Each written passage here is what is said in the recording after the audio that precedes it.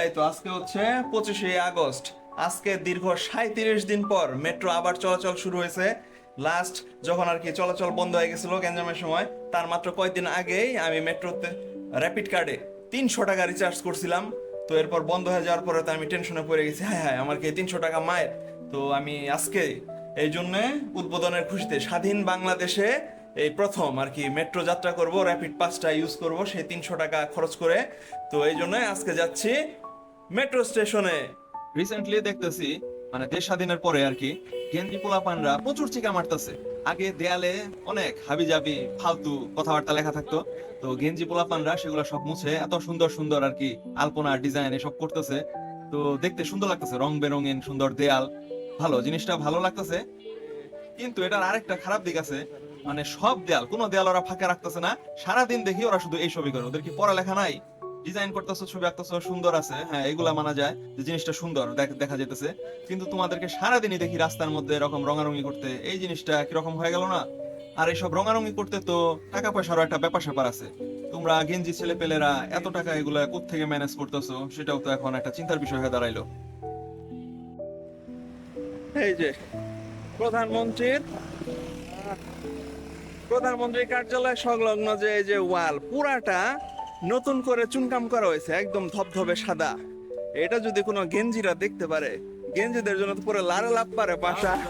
কালকে কালকে থেকে ওরা আলপনা আঁকা শুরু করে দেবো, পুরা চিকা মারতে মারতে পুরো ধবধবে সাদা দেয়াল ভরে ফেলবে। দেখি এটা যদি কোনো গেঞ্জিরা দেখে তাহলে তো আসলে একদম লারে লাপ্পা পুরাটা দেয়াল, সেই ওই মাথা থেকে এই মাথা পুরাটা নতুন করে চুনকাম করা হয়েছে। আইসালা আজকের ওয়েদারটা ওরে একদম শিরাম, পুরাই ওপি, পুরো মাখন, এত ওপি একটা ওয়েদার আজকে একদম। আজকে ঘুম আজকে হারায় যাবো, আজকে নিরুদ্ধ ঘুম আজকে, উইদাউট এনি প্ল্যান। খালি লোটা কম্বল নিয়ে বাইরে হয়ে গেছি বাসা থেকে, এই যে ব্যাগ, লোটা কম্বল নিয়ে বের হয়ে গেছি। আজকে একদম নিরুদ্দেশ হবো, হারায় যাবো আজকে, খুব হারায় যেতে ইচ্ছে করতেছে। এই তো সেই ঐতিহাসিক স্থান বিজয় সরণির মৃত্যুঞ্জয় প্রাঙ্গণ। এখানে 20টা দিন আগে কি যে এই সময় ঠিক কি যে একটা হুলুস্থুলু অবস্থা, এখানে না হলেও লাখো মানুষ সবাই মিলে একদম ঘেরাও দিয়ে এখানকার ভাস্কর্য মূর্তিটা ভেঙে ফেলার জন্য যেভাবে উঠে পড়ে লেগছিল, একদম দুপুর থেকে শুরু করে সেটা ভাঙতে ভাঙতে বাইরেতে বাইরেতে হাতুর বাটাল দিয়ে, পরে তারপর রড কাটার দিয়ে কেটে একদম রাত 9টা-10টার দিকে ভাঙছিল।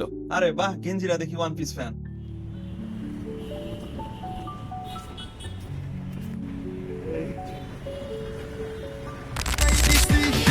জিতলে নৌকা নাই কোনো টেনশন, জয় বাংলা জিতবে আবার নৌকা, জয় বাংলা জিতবে আবার।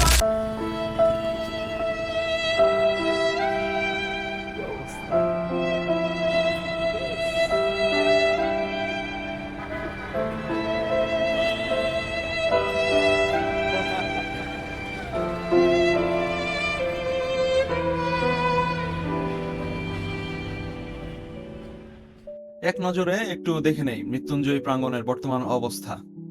এটা মাত্র গত বছর নভেম্বরের 10 তারিখ শেখ হাসিনা এটা উদ্বোধন করছিল।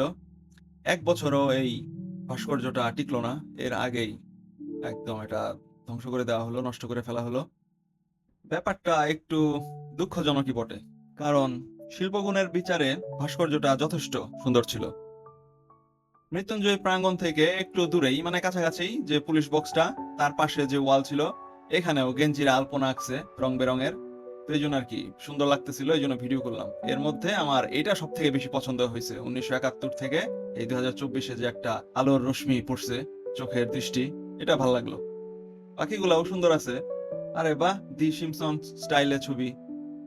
আচ্ছা, এগুলা কি গেঞ্জিরাই আঁকছে নাকি প্রফেশনাল আর্টিস্টরাই সব আঁকছে? কারণ বাচ্চা ছেলে পেলেদের আর্ট এত সুন্দর, প্রফেশনাল আর্টিস্টদের মতো এত, এটা কিভাবে সম্ভব হয়?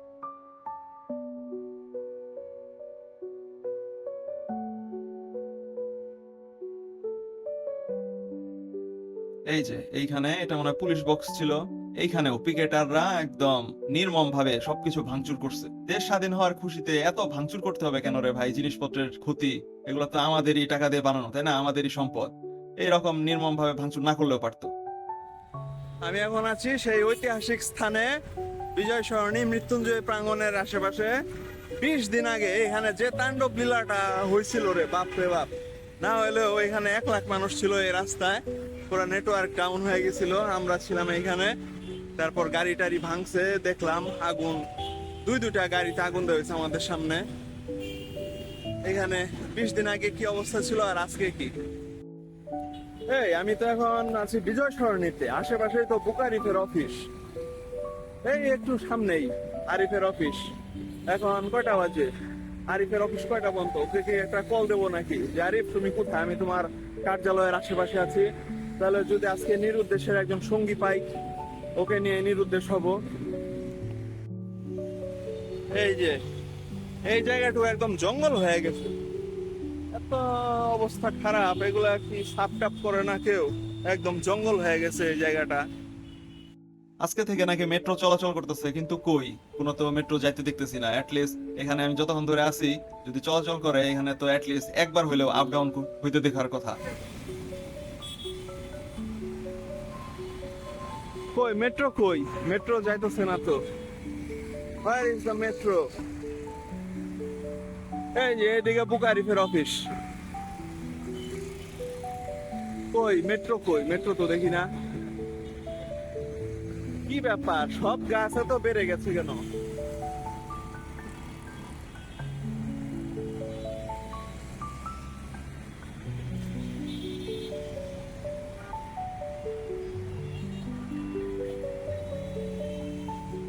কই মেট্রো করে ভাই, মেট্রো তো যাইতে দেখি না।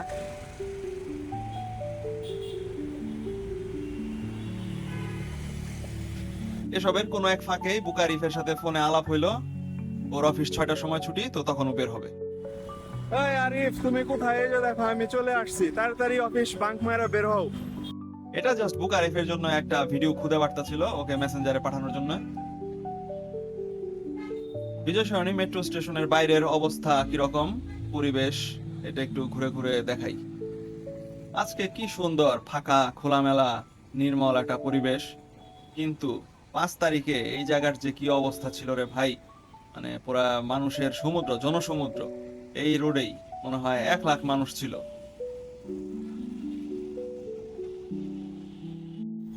ওই যে মেট্রো চলে গেল। ধ্যাৎ। এই যে এখানে রাস্তায় সেই রকম জ্যাম আর ট্রাফিক সিগন্যাল আর জ্যাম, যাওয়াটা রিস্কি। আমি এক কাজ করি, আমি এই যে এইখান দিয়ে এদিক দিয়ে এটা দিয়ে ফুটওভার ব্রিজের মতো কাজ করে ওই পারে চলে যাই।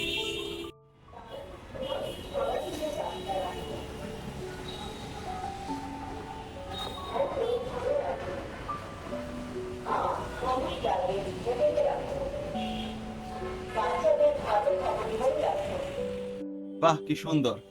আর ওই যে দূরে থাইচি রেস্টুরেন্ট, লাস্ট মনে হয় 2019-এ গেছিলাম, এরপর আর থাইচিতে যাওয়া হয় নাই।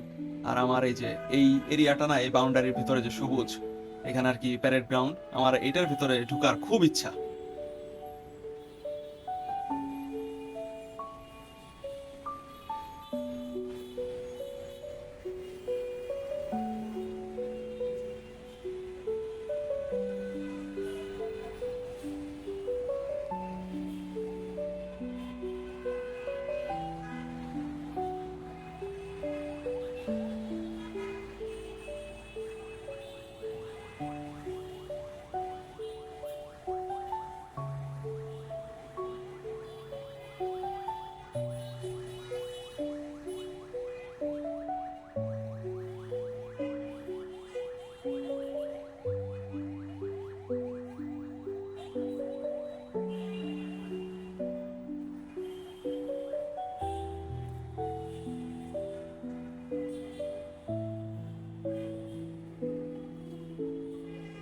এই যে এটা হইতাছে জিয়া উদ্যান।